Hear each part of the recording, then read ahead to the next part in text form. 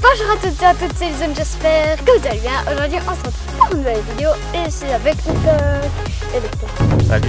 Aujourd'hui, Victor m'a préparé quelques exercices pour m'améliorer à garder le ballon au pied et réussir à dribbler son adversaire en 1 contre 1. C'est parti! Voilà Ellie, en effet aujourd'hui on va travailler un peu la façon de garder le ballon proche de soi et pas se faire piquer par l'adversaire pour éviter ce réflexe que vous avez les jeunes, vous retournez quand vous recevez le ballon pour empêcher l'adversaire de vous prendre la balle, ou alors de ne pas savoir à quel moment passer l'adversaire sur un dribble. Vous avez tendance à aller à gauche, à droite, ça s'éternise et puis vous n'arrivez pas à trouver le bon timing pour pouvoir passer l'adversaire. Donc le but aujourd'hui c'est de pouvoir mettre en pratique un peu tout ce que tu as travaillé dans les vidéos avec la méthode Corver, conduite de balle, toutes ces choses là, c'est le travail technique que tu as fait. Aujourd'hui, ils vont te servir pour pouvoir justement mettre en pratique ces exercices pour un but précis, choisir le bon moment pour dribbler et puis garder sa balle dans les pieds. Ok Ellie, c'est parti pour ce premier exercice où on va revoir les quelques bases de gestes techniques. Ok, on va faire quelques passages comme ça avec les différentes surfaces du pied qui seront utiles pour les exercices suivants. T'es prêt? Ouais, c'est parti.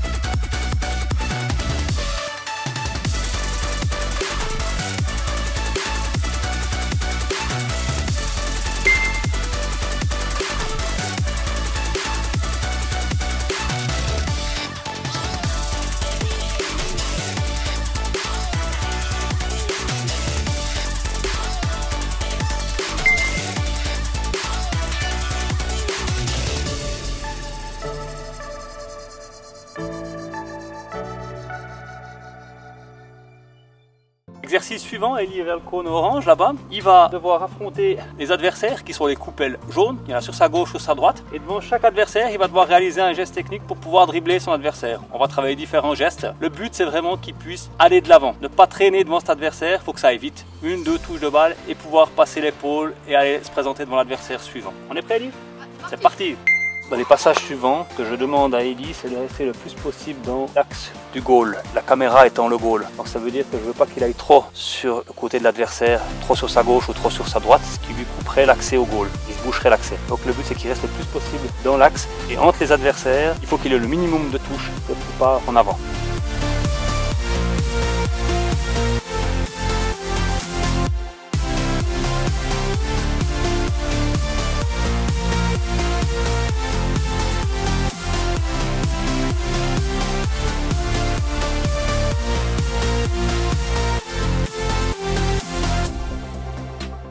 Dans ce passage, demandez à l'enfant de rester droit et d'éviter de se pencher en avant, ce qui ralentirait sa course et donc il mettrait en difficulté. Demandez à l'enfant de rester droit.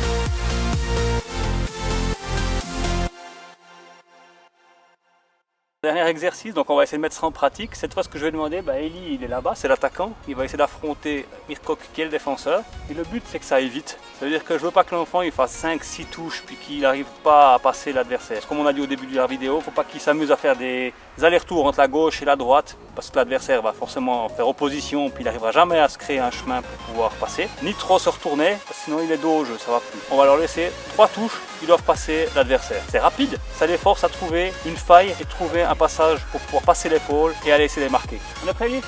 C'est parti. Donc ce que je demande à l'enfant ici, c'est de faire 3 touches et la 4e il doit passer.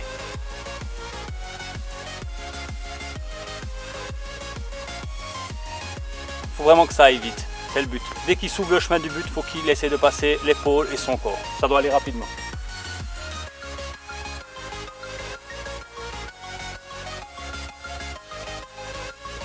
Yes!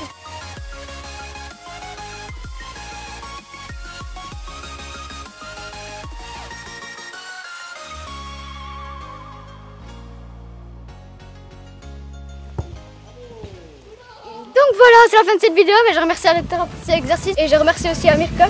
C'est vrai que c'était long, c'est pas facile, il faut tout assimiler, mais tu vois, tout ce qu'on travaille depuis quelques mois, ça prend son sens dans ce genre d'exercice. On comprend maintenant pourquoi on travaille ces gestes techniques. C'est pas juste pour faire joli, c'est que ça doit rendre service à un moment donné dans les matchs. J'espère que vous aimez cette vidéo, like et abonne-toi à ma chaîne et à mon Instagram qui est écrit juste ici. Et sur ce, ciao!